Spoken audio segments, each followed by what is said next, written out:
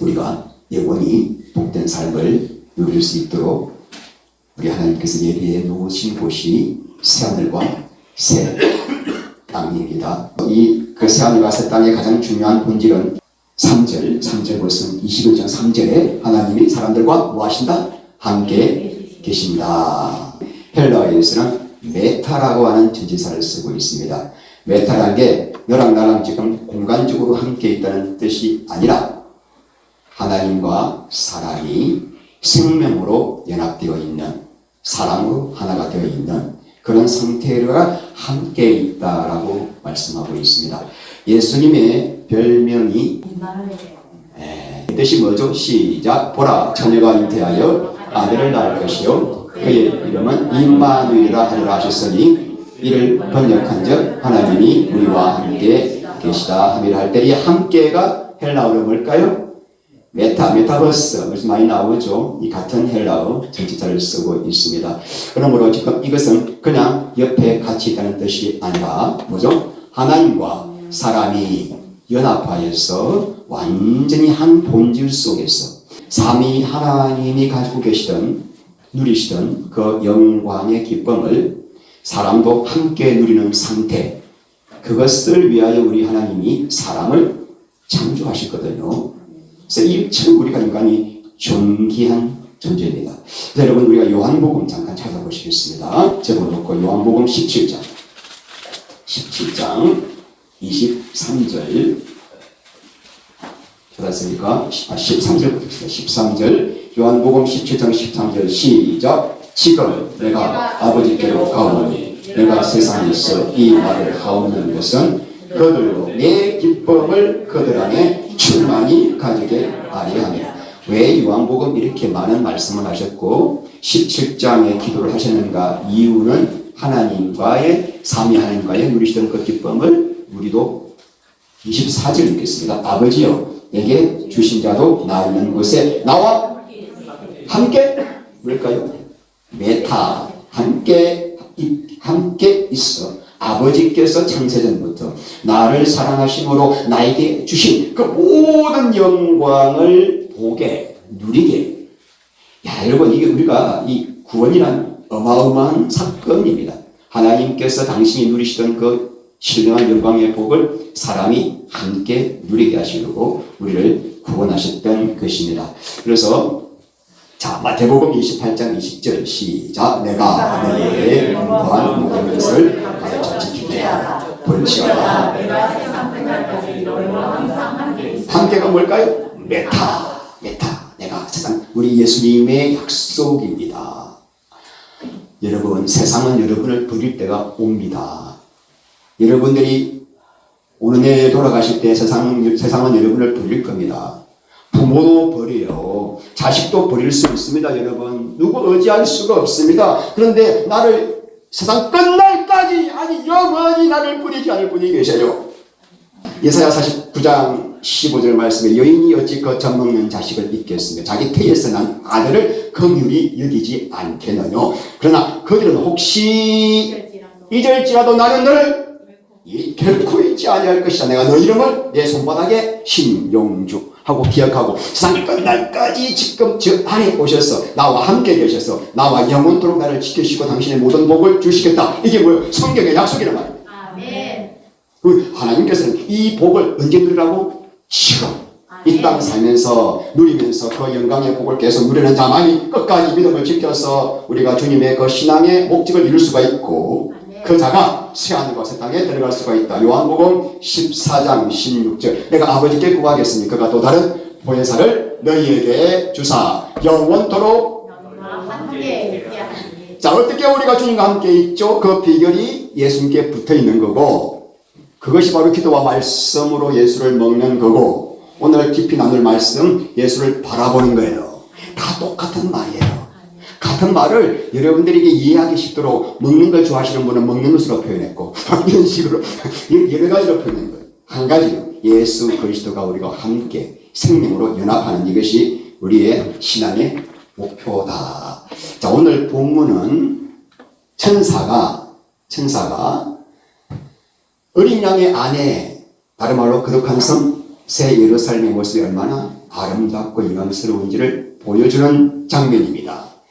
우리가 이렇게 영광스러운 모습으로 변화되어 어디로 가죠? 새하늘과 새 땅. 자, 9절 읽겠습니다. 본문 7 대접을 가지고 마지막 천사 중 하나가 나와서 내게 말하 이르되 이리 오라. 내가 신부 곧 어린 양의 아내를 내게 보이리라 하고. 자, 여러분 17장 찾습니다. 1절 시작. 또 7 대접을 가지고 내게 말하 이르되 이리 오라. 나는 물 위에 앉은 큰 엄매가 받을 심판을. 여러분 지금 구조가 똑같죠. 말하는 천사도 7 대접 재앙을 가진 천사죠. 요한에게 말해주고 있습니다. 그런데 17장은 누구에 대하여 정체를 밝히고 있습니까? 엄녀가 어떤 존재이며 그가 받을 심판이 어떤 심판인지를 알려주고 있는데 21장 9절과 똑같은 구조로 쓰이고 있습니다. 왜 똑같은 천사가 똑같은 식으로 내가 보여줄게 이렇게 하고 있을까? 우리에게 엄녀가 어떤 존재인지 그리고 참 교회가 어떤 존재인지를 서로 극명하게 대비시켜서 우리로 하여금 엄녀의 길로 걷지 않게 하시려고. 신용주 목사도 이러면 죽을 때까지 이 말씀을 봐야 합니다. 끝까지 참교회의 길을 가기 위해서는 엄녀의 정체를 분명히 알아야 되거든요. 아, 우리는 택함 받았으니까 아니거든요. 왜 이 말씀 주셨죠? 이 말씀을 보고 나의 거울로 삼아라고 주신 거죠. 자, 그럼 여러분 엄녀의 모습이 어떤가요? 자, 17장 3절 읽겠습니다. 곧 성령으로 나를 데리고 광야로 가니라. 내가 보니 여자가 붉은빛 짐승을 탔는데 그 짐승의 몸에 하나님을 모독하는 자들이 가득하고 7머리와. 자, 여자가 뭘 타고 있습니까? 짐승을 타고 있죠. 짐승은 종말의 마지막에 나타날 한 사람의 적 그리스도이면서 동시에 오늘 이 시간 이 땅 가운데 역사하는 적 그리스도의 똘마니들. 지난 부활절 예배 때 엄녀가 예배 때 짐승에게 아부하고 짐승을 경배하는 참담한 실상을 우리가 목도했습니다. 예배 현장에서 엄녀가 나타나서 그리스도에 나타나가지고 짐승을 찬양하는 거예요. 짐승에게 박수를 하게 하고 짐승을 경배하게 하고. 여러분 그렇게 짐승에게 아부하는 이유가 뭐죠? 짐승 위에 타서 세상에 뭘 누리려고? 영광을 누리려고. 이게 엄녀의 목적이, 엄녀가 사는 목적은 세상 영광, 세상 부귀, 권력을 짐승 위에 타야만 누릴 수가 있기 때문에 그렇게 길을 간 거죠. 근데 지각 없는 성도들이 이 엄녀의 말에 속아서 그 엄녀 그 말에 같이 아멘하고 또 짐승이 하는 말에도 같이 아멘하고 앉아있고 박수를 치고 있습니다. 이런 가르치는 주의 종이 성도를 미혹하게 되면 성도들도 그 미혹을 따라가는 이유가 뭘까요? 그 성도들도 뭘 좋아하니까? 세상 영광을 하나님 영광보다 더 사랑하기 때문이죠. 여러분들이 그런 자리에 있으면 그 자리에 있을 수가 있겠습니까? 박차고 나와버리지. 그러므로 참교회는 짐승이 어떤 존재인가를 성도들에게 알려주어서 이 짐승의 미혹에 빠지지 않도록 해야 하는 것이 참교회의 역할 아닙니까? 이 짐승이 얼마나 간교한지, 얼마나 탐욕스러운지, 얼마나 자기 영광을 추구하는지, 간교한지, 그 성경 말씀에 다니엘서부터 우리가 계속 보았잖아요. 짐승을 계속 우리에게 보여주는 이유가 뭐죠? 앞으로 이 시대에 나타날 짐승을 바라보면서 분별하라고. 그러므로 교회는 계속 짐승의 정체를 가르쳐줘야 됩니다. 지금 저 짐승 하나가 자기 하나 살려고 대한민국에 이 말도 안 되는 법을 계속 만들고 있습니다. 악법을 만들고 있습니다. 양산하고 있습니다. 그런데 국민 반수가 모르고 있는 거예요. 잠자고 있는 거죠. 이걸 교회에서 알려줘야 됩니다. 속지 않게 하려고. 짐승하고 싸우라는 이야기가 짐승이 이렇다 지금. 이 정도로 간교하다, 악랄하다, 탐욕스럽다. 그리고 짐승에게는 이렇게 되고 짐승 너 멸망밖에 없다. 회개해. 그죠? 이게 교회가 할 일이죠. 자, 4절 봅니다. 4절. 그 여자는 짐승을 탄 여자, 음녀는 어떻게 됐습니까? 자주니까 붉은 옷을 입고 금과 보석과 진주를 꾸미고 손에 금잔을 가졌는데 그 가지는 물건과 그의 음영에 들어온 것들이 가득 차더라. 음녀가 세상의 부귀, 영화, 또 금, 은, 보석, 진주로 시장을 했는데 그 속에는 더러운 귀신들이 버글버글 한다. 그래서 그들의 길은 멸망밖에 없다. 자, 6절 말씀. 또 내가 보면 이 여자가 성도들의 피와 예수의 증인들의 피에 취한지라 내가 그 여자를 보고 놀랍게 여기고 크게 놀랍게 여기니 음녀가 성도들을 많이 죽여가지고 피에 취해 있는 거예요. 오늘날 여러분 음녀가 성도들을 죽이지는 않습니다. 대신 짐승에게 팔아넘기죠. 영혼을 팔아넘기죠. 더 무서운 죄를 짓고 있습니다. 자, 이처럼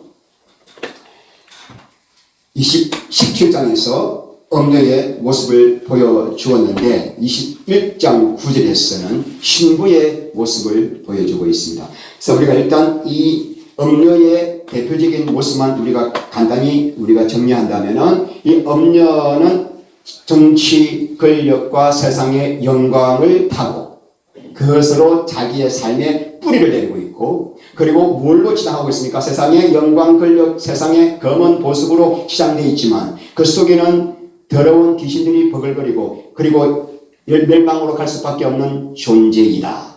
그러나 우리 창교회 어린 양의 안에는 어떻습니까?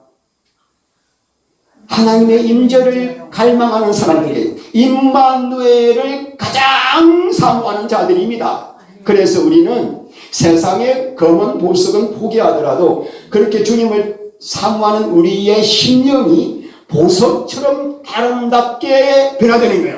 아멘. 그래서 우리에게 영원한 생명과 성령의 충만함으로 우리 삶 속에 약속이 되어져 있습니다. 자, 우리 10절 읽겠습니다. 성령으로 나를 데리고 크고 높은 산으로 올라가 하나님께로부터 내려오는 하늘에서 내려오는 하나님의 작품의 솜씨죠. 자, 성령으로 나를 데리고 근데 어디로 데리고 갑니까? 자, 우리 17장에 3절 봅니다. 17장 3절. 자, 음료를 보여줄 때에 또 성령으로 요한을 데리고 근데 어디로 데리고 갔습니까? 광야. 자, 음료를 보여줄 때는 광야로 데리고 갔고 그 다음 어린 양의 아내를 보여줄 때는 크고 높은 산으로 데리고 올라갔습니다. 왜? 첫 번째 광야는 어떤 곳인가요? 광야는 물이 없어서 모든 생명이 목이 말라 죽어가는 장소이죠. 마태복음 12장 43절 그 나온 귀신이 물 없는 곳을 찾아다니다가 물 없는 곳이란 광야지만은 영적으로는 그 안에 성령과 말씀이 없는 심령이죠. 그러므로 광야라고 하는 것은 영적으로 귀신들이 거하는 처소. 마태복음 4장에 우리 예수님께서 성령에 이끌리어 마귀에게 시험받은 장소가 광야. 그러므로 광야는 마귀가 통치하는 영역입니다. 자, 그러므로 요한계시록 17장에서 천사가 음녀를 보여줄 때 광야로 데리고 간 것은 지금 세상에 이 음녀가 온갖 부귀영화 세상 권력 검은 보석으로 치장되어 있지만은 그들의 실체는 어디에 있다? 광야에 있다. 완전히 더러운 귀신의 소굴이다. 그들의 영원한 멸망만 있다라는 것을 우리에게 보여주고 있고. 자, 그런데 우리 어린 양의 아내를 보여줄 때에는 크고 높은 산으로 올라갔습니다. 그러면 산은 하나님의 임재와 영광을 상징하죠.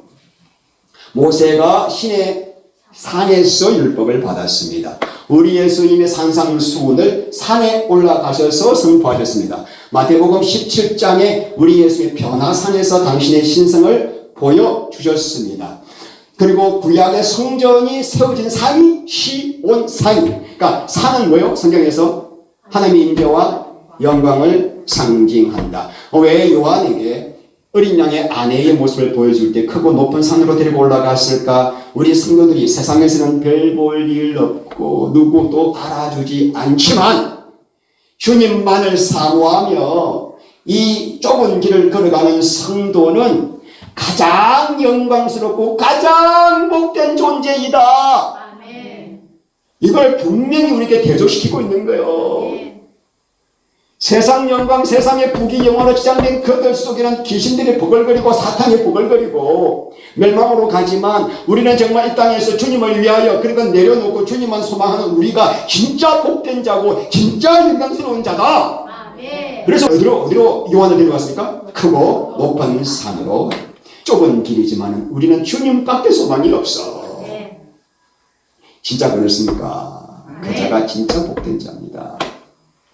자, 그런데 성령으로 이게 엠프뉴마티라고 되어 있어요. 성령 안에서. 여러분 참 재밌는 게 17장 계시록 17장 3장에도 뭐가 있어요? 성령으로. 또 오늘 본문에 어린 양의 아내를 보여줄 때도 성령으로 보여주고 있습니다. 왜 그랬을까? 왜 성령이라는 말씀이 계속 나올까요? 저기 음료가 아무리 기가 막힌 세상 영광으로 가득 차 있어도 저들의 심령은 멸망이요. 우리같이 보잘것없고 누구도 알아주지 않지만 우리가 진짜 복되고 영광스러운 존재라는 것을 성령님이 내 눈을 열어서 보여주셔야만이 구별할 수 있기 때문에요. 성령님이 우리 눈을 열어주지 않으면 예수를 믿어도 다 부귀영화 돈 건세 따라가다가 망한다는 거예요. 성령님이 내 눈을 열지 않으면 절대로 좁은 데를 갈 수가 없다는 거예요. 성령 안에서. 자, 고린도전서 2장 9절이야. 기록된 바 하나님이 자기를 사랑하는 자들을 위하여 예비하신 것을 눈으로 보지 못하고 귀로 듣지 못하고 사람의 마음으로도 생각하지 못하는 것 같으니라. 오직 하나님이 성령으로 우리에게 이것을 보여주셨으니 성령은 모든 것 곧 하나님 깊은 것까지도 통달. 여러분 아직도 세상의 권력 부귀영화가 먹음직 부함직하고 내가 교회 다니는 이유가 지옥 가는 것이 두려워서 다니고 있다면 그 사람은 아직도 뭐예요? 육신에 속한 자예요. 그런 분이 계신다면 정말 필요하시죠. 하나님 아버지 내 마음의 눈을 밝혀주셔서 예수 그리스도의 얼굴에 있는 우리 하나님의 영광을 아는 빛을 내 마음에 비춰주시옵소서. 정말 예수가 내 삶의 주인 될 수 있도록 나를 눈을 열어주시옵소서. 성령님 열어주시옵소서. 애통하며 기도해야 됩니다. 여러분 진짜 그게 중요해요. 여러분 삶 속에 하나님께서 특별하게 부도 주시고 권력도 주실 수가 있습니다. 왜 주셨죠? 그거 가지고 주님 앞에 드리라고, 주의 뜻을 이루라고, 복음 전가하라고.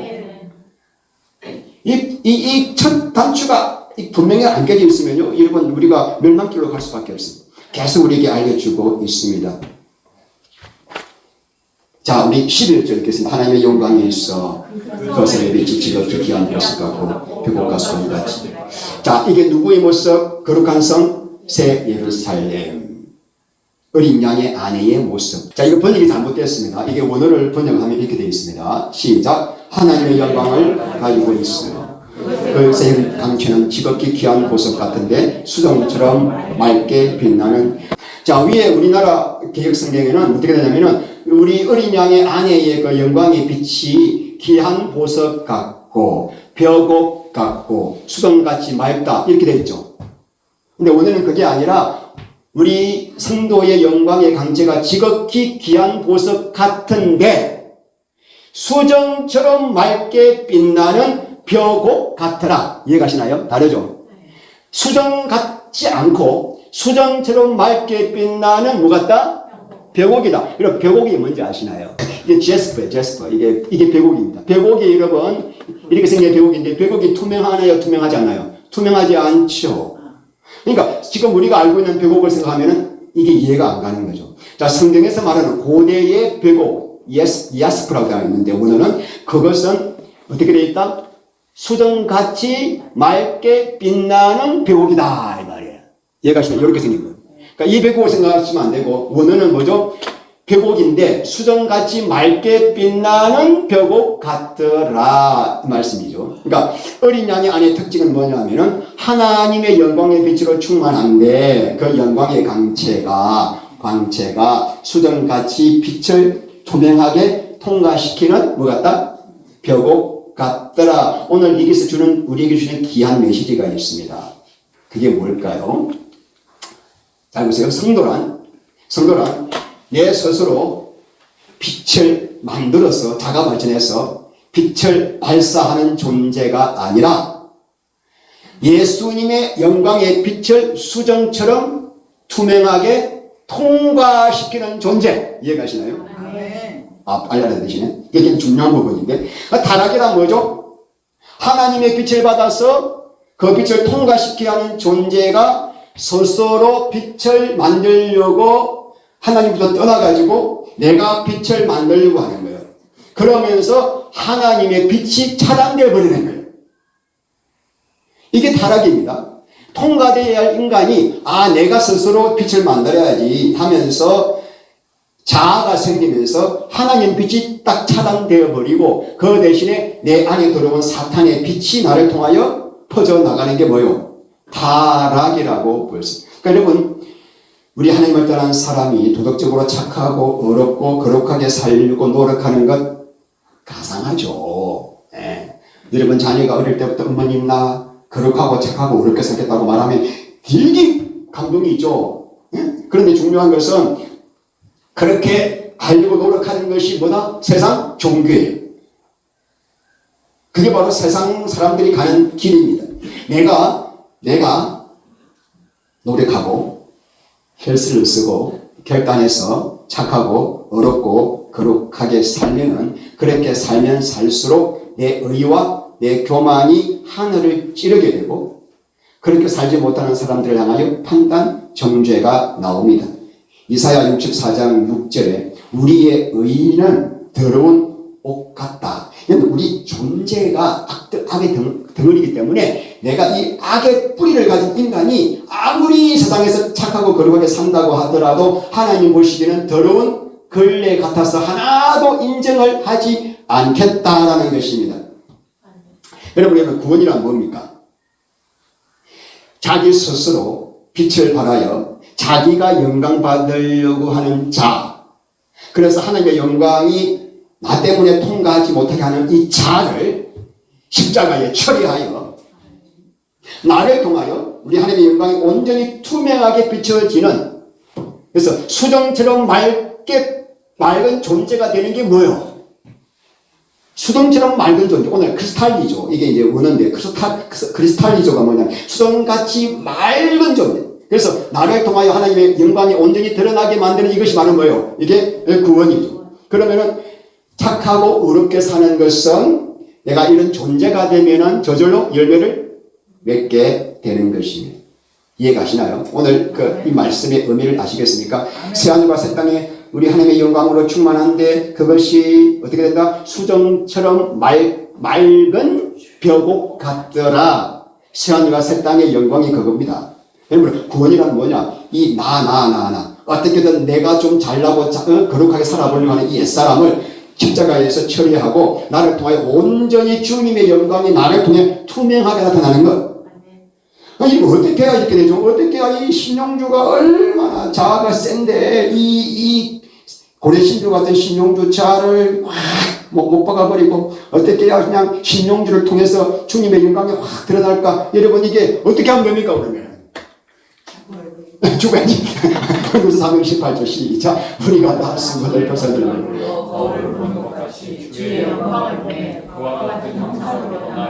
영광에서 영광이 이르니 곧 주의 영으로 말미암으니라. 자, 우리가 그와 같은 형상으로 변화하여, 마치 능동태같이 되어 있지만 오늘 보면은 변화되어 수동태입니다.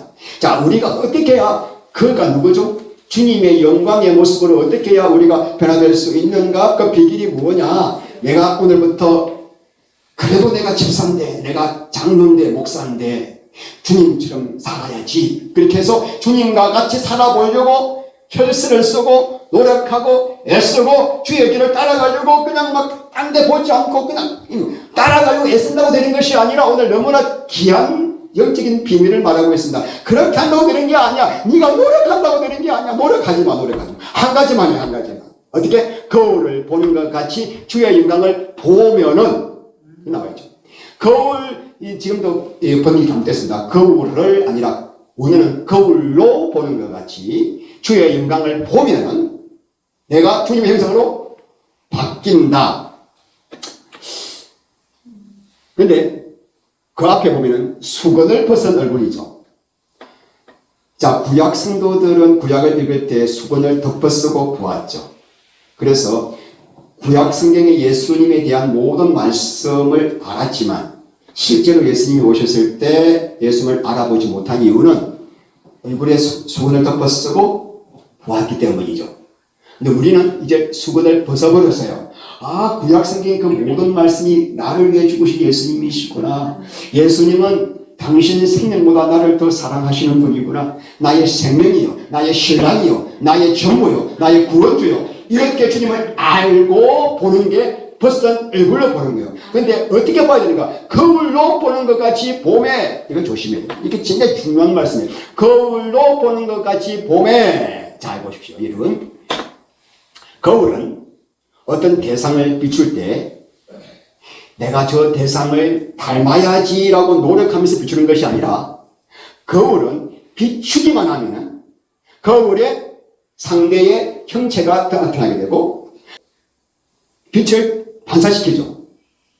자, 이렇게 봐. 예수님을 보는데 거울로 보는 것처럼 부활하는 거죠. 자, 내가 거울입니다. 내가 거울이에요. 내가 예수님을 바라보면은 거울로 보는 것처럼 부활하. 그러면 예수님을 바라보는 순간에 내 안에 뭐가 생겨요? 예수님의 형상이 이루어지는 거예요. 형상이 내 안에 새겨져요. 그렇게 되면 바로 너가 주의 영광으로 변화된다는 거죠. 뭐라 나와 있습니까? 카토트리조라고 하는 아주 어려운 헬라어 단어입니다. 여기만 나오는 거울로 보듯이 보는 거예요. 이게 카토트리조. 자, 읽어봅시다. 거울은 대상을 닮으려고 스스로 노력하지 않습니다. 그저 빛을 향하여 각도를 맞추고 머물러 있을 때 자연스럽게 그 형상을 반사할 뿐입니다. 그래서 이 카토트리조가 옆에 보면은 현재 분사라고 한 번 보고 그 다음에 딴 데 보고 한 번 보고 딴 데 보는 것이 아니라 현재 분사는 계속하여 그 대상을 향하여 관심과 마음을 다하여 집중하여 그것을 상대를 바라보는 것이 현재 분사입니다. 자, 거울도 대상을 향하여 비출 때만 거울에 그 대상의 형상이 나오고 빛이 반사됩니다. 우리가 주님의 영광을 바라보는 그때만 어떻게 돼요? 우리 안에 주님의 형상이 이루어지고 우리가 주님의 영광을 바라보지 않으면 어떻게 돼요? 노력과 우리의 수고가 헛되는 거예요. 계속적으로 온 마음과 뜻을 다하여 주님의 영광을 바라보면은 어떻게 된다? 내 안에 주님의 형상이 이루어지고 나를 통하여 예수님의 빛이 투명한 수정처럼 통과되고 반사된다. 그래서 우리가 히브리서 12장 1절을 읽겠습니다. 이러므로 모든 번복과 인내로서 우리 앞에 당한 경주를 하며 여러분 신앙은 단거리 경기가 아니라 오래 시간 달리하는 마라톤 경기라는 거예요. 내가 예수 믿었으니까 할렐루야 나는 천국 간다 이게 아니라 이 신앙의 마라톤을 끝까지 경주해야 하는 그 비결이 뭐냐면은 인내로서 우리 앞에 당한 경주를 하며 그 경주를 끝까지 하는 비밀이 어디 있는가? 우리의 믿음의 주인이시고 믿음을 온전케 하시는 예수를 바라보자. 바라보자가 여러분 이게 또 참 재밌는 단어입니다. 자, 아포라오라는 단어 이게 굉장히 중요한 것을 제가 이렇게 적어놨는데 아포 더하기 호라오입니다. 아포는 프람이에요. 호라오는 주목하여 보다예요. 마음과 뜻을 다하여 상대를 계속 바라보는 게 호라오예요. 마음이 청결한 자는 복이 있나니 마태복음 5장 8절 저희가 하나님을 볼 것이요. 이때 호라오를 썼습니다.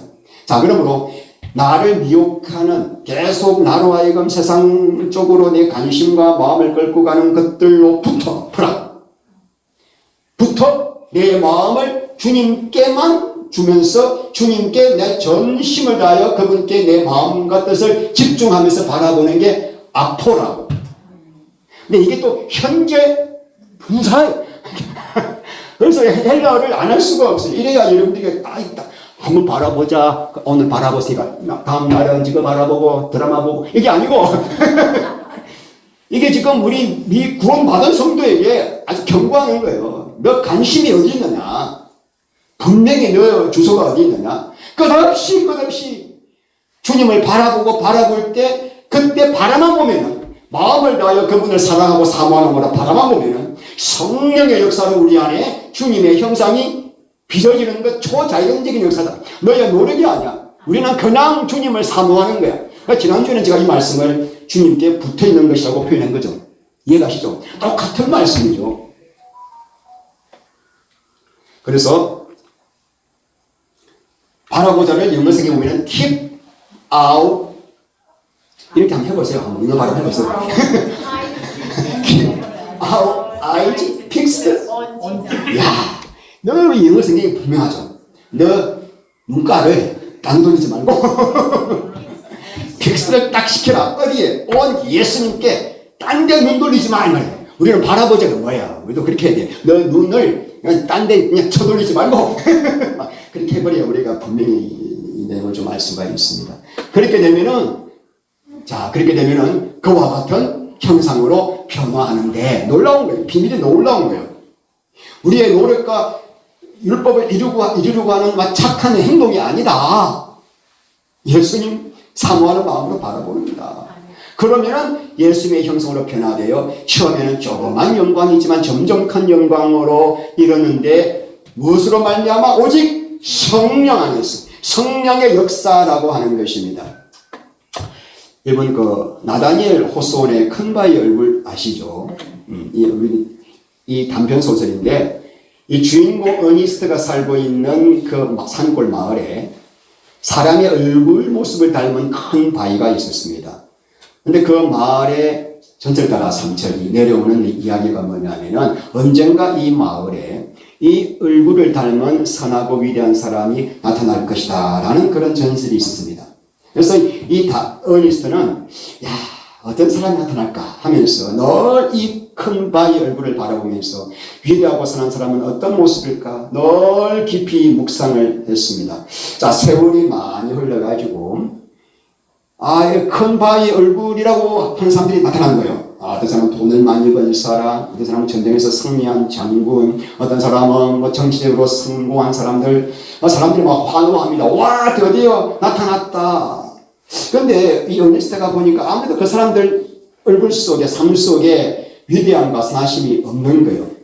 그런데 항상 이 어니스트가 이제 저녁마다 마을 사람들 앞에서 설교를 했습니다. 근데 하루는 설교를 하는데 마을 사람들이 어니스트를 보는 순간에 이 사람의 얼굴이 큰 바위 얼굴과 똑같이 닮은 거예요. 이야, 큰 바위 얼굴의 전설이 어니스트를 통해서 이루어졌다고 하면서 막 환호를 하는 거예요. 그런데 어니스트는 한 번도 내가 저 사람을 닮아야지라고 생각한 적이 없이 그냥 바라만 보았기 때문에 절대로 그들이 내가 어니스트가 큰 바위 얼굴을 닮았다는 그 말에 동의할 수가 없었던 거죠. 나는 아니야. 그러면서 집으로 돌아갑니다. 어떤 마음으로? 더 훌륭하고 더 선하고 더 위대한 사람이 나타나기를 소망하면서 이렇게 이야기가 끝나죠. 여러분, 어니스트는 돌덩어리를 보았는데도 닮았으니 우리는 살아있는 하나님의 형상 예수를 바라보니 안 닮을 수가 있겠습니까? 영광스러운 모습으로 바뀌겠죠. 그래서 한번 읽어봅시다. 어니스트는 위대한 인물이 되고 노력한 적이 없습니다.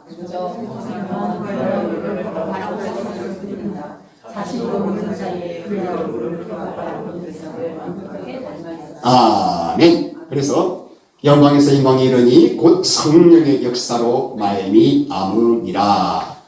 우리를 이렇게 형상으로 바꿔주는 것이 우리 노력이 아니고 나는 사랑만 하고 헌무하면은 주님이 바꿔주신다. 그래서 성령님이 역사하시기 때문에 본인은 알까 모를까?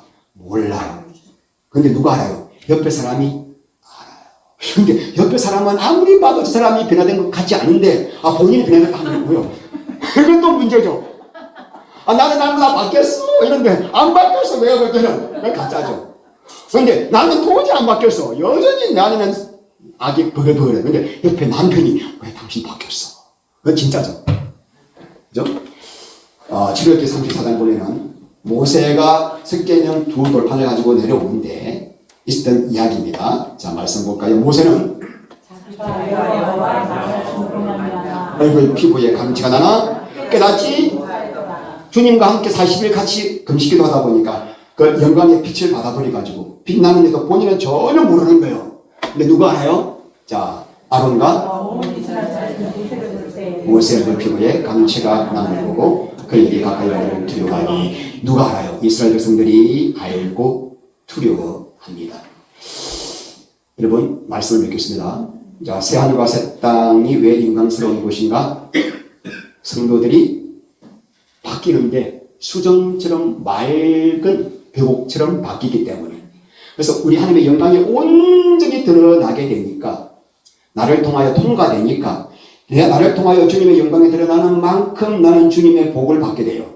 주님의 영광을 누리게 됩니다. 그래서 이 복을 사모할 수밖에 없는 것입니다. 자, 이 영광을 우리를 통해서 비출 수 있는 비결은 뭐죠? 주님을 바라보는.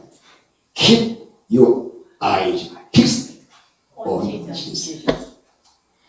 제가 말씀을 준비하면서 얼마나 회개했는지 몰라요. 내가 많이 바라보고 있죠. 설교 준비하느라 바빴지 주님 바라보지 못했다. 우리가 중요한 것은 지금 내가 예수님께로 내 시선을 이렇게 집중하지 못하게 만드는 게 뭔가 그거 찾아셔야 돼. 예? 그래서 그놈을 십자가 못 받고 우리가 죽을 때까지 주님 안에서 주님 한 분께 우리의 마음을 드리고 주님을 계속 바라보면서 이 놀라운 영광의 임재를 누리게 되시기를 바랍니다. 네. 기도합니다. 우리 하나님 감사합니다. 우리 사랑하는 성도님들 축복합니다. 예수 그리스도 그분이 내 인생의 목적이요 전부요 우리 삶의 소망이 되기를 원합니다. 하나님 아버지, 우리 사랑하는 성도님들 한 주간도 이 말씀을 붙들고 살아갈 수 있도록 은혜와 성령의 능력을 더하여 주시옵소서. 예수님 이름으로 기도합니다.